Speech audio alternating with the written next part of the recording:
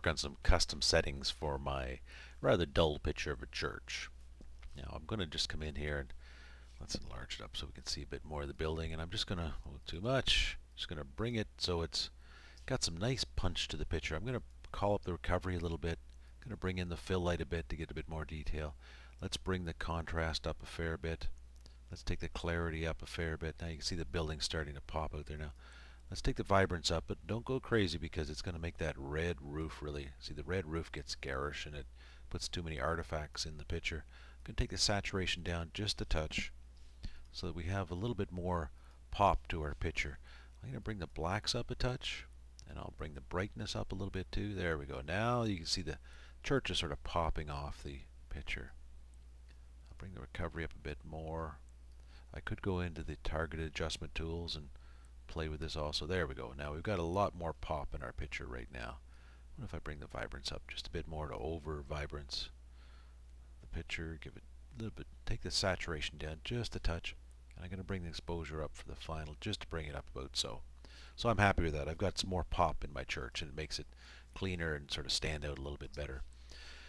Now if I just open up the image, I would have the image to work with inside of Photoshop, but I'm going to come to this tab over here which is called presets. I can't take it off there, but you can see the presets over here right now, and I've got a number in here. I'm going to go to the flyout menu. This might go off the screen here. You can just see the edge of it. I'm going to come down to Save Settings. This is going to call up a dialog box, and it says, what do you actually want to save in these conversions? I'm going to just leave everything that's checked here right now. I'm going to say Save.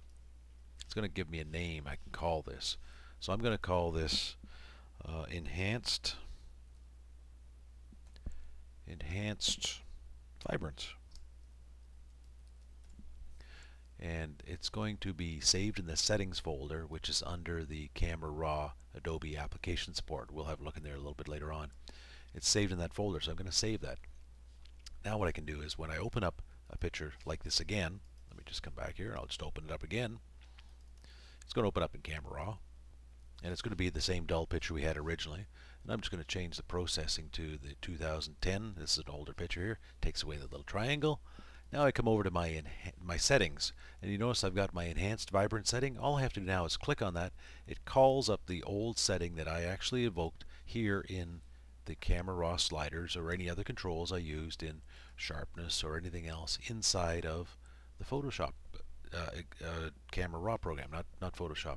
So that has been called up. Now I have other ones here. I've clicked in here, so I've got a grunge effect that I can put a grunge effect on, or enhanced landscape vivid. Didn't do much of that one.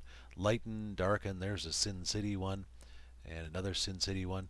So you can see how you can get some presets built in here that you just have to click on, and once you've got them set in there, they stay with your program.